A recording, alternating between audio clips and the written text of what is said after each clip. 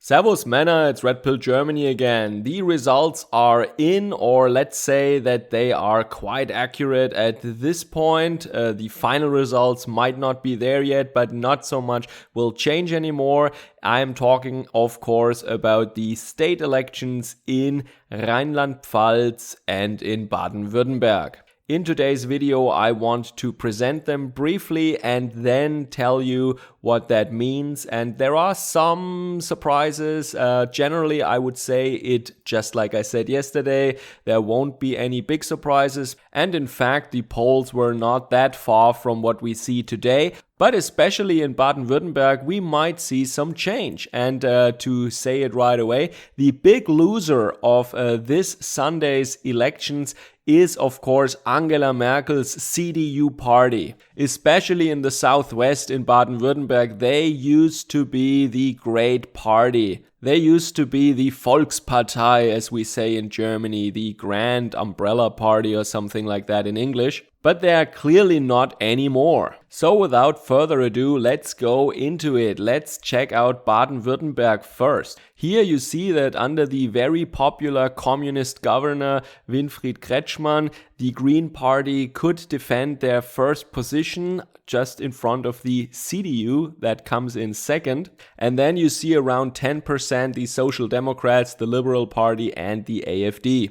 So far, Mr. Kretschmann has been ruling together with Angela Merkel's CDU in a green-black coalition, and that could be changing right now. He has the choice now. Who will be his coalition partner? Mr. Kretschmann is in the position where he can choose that now. If he chooses to stay together in a coalition with the CDU, he would have a comfortable majority. But he could also rule together with the Social Democrats, at least that is the status from 8 o'clock. And if he takes in the Liberal Party as well, he could rule in the same kind of coalition that we have in Rhineland-Palatinate, that is Green Party, Social Democrats and FDP, just that here in Baden-Württemberg in the southwest, the Green Party would be the largest party, and that means Mr. Kretschmann would stay the governor. So while especially in 2020 last year we saw that the media was reporting very favorably about a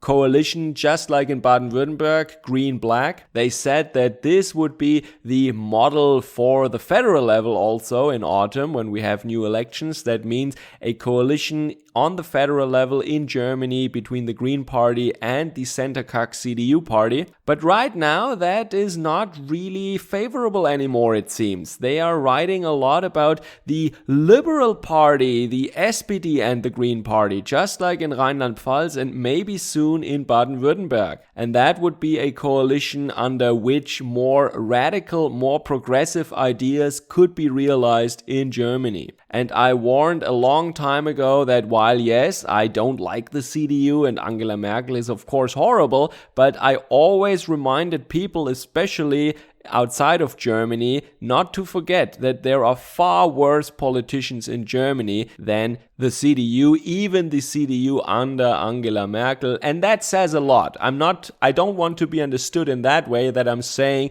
the CDU is not that bad. No, they are that bad. It's just that there are way worse people in Germany. Alright, so what happened in Rhineland-Palatinate? In Rhineland-Palatinate we had under Malu Dreyer just that coalition that I just spoke about, Social Democrats as the largest party, and then they rule together with the Greens and the Liberal Party. We see here marginal losses for the SPD and the Liberal Party, gains for the Green Party and losses for the CDU and the AfD. And that just means that is the most boring result. Probably in Rhineland-Palatinate everything will stay the way it was. So the current governor, Malu Dreyer, stays in power and everything stays as it is. Now I want to say about the AfD, remember that this is Western Germany, and remember that the last election was in 2016 at a time when many Germans, especially more conservative or traditionally minded Germans,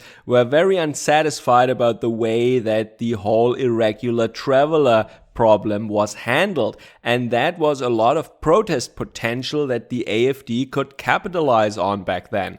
I'm not saying that the problem went away or that we handled things now. No, far from it. All these people are still here and more are still coming. It got worse, if anything, but people got, and that is the weird thing, they somehow get used to these things and somehow they get tired of it, and the media and the politicians, they put other things on the agenda, and the attention of people and the energy of people is focused on something else. So it was to be expected that the AfD loses some votes, and we see that in both states. I have to add here that the regime of Angela Merkel tried to criminalize the AfD as a whole. They wanted to make the secret police go after AfD politicians and declare the whole party an enemy of the state, basically. That was illegal, that backfired, but nevertheless, they attempt to intimidate them, and let's just say, especially in Baden-Württemberg, there were some heavy attacks on AfD politicians who were campaigning in the cities. So despite of all these efforts from the side of the Merkel regime to intimidate and to oppress voters and opposition members,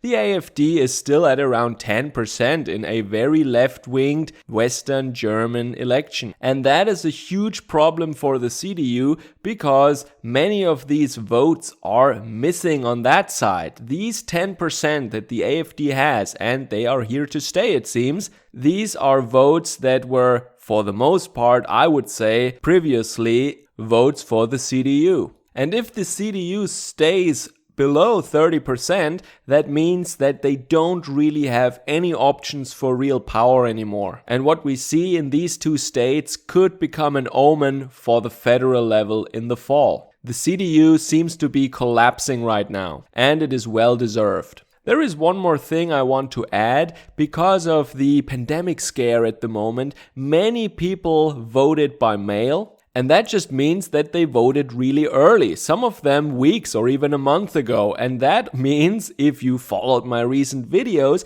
that they voted that early that they missed basically, or they voted earlier than this CDU mass corruption scandal broke. That means some of them might have voted by mail for the CDU, but then regretted it maybe. Or let's say they wouldn't have voted for the CDU had they known about this scandal or had they waited long enough for the scandal to break in the media. And that is one of these timing effects or these delays that one has to bear in mind when you vote by mail. There might be things, especially recently, coincidentally, for some reason, always like 1 week before an election, some scandal breaks. But also what the strategists in the parties have to bear in mind, those people who wait with these things, or people in the media also, they wait for the nice timing and before the election for the story to unfold because they want to have the maximum impact on the election. They have to bear in mind also that if many people opt to vote by mail, then their timing might have been ideal in a conventional election. But in these kinds of elections where many people have voted or cast their vote already a month ago by mail,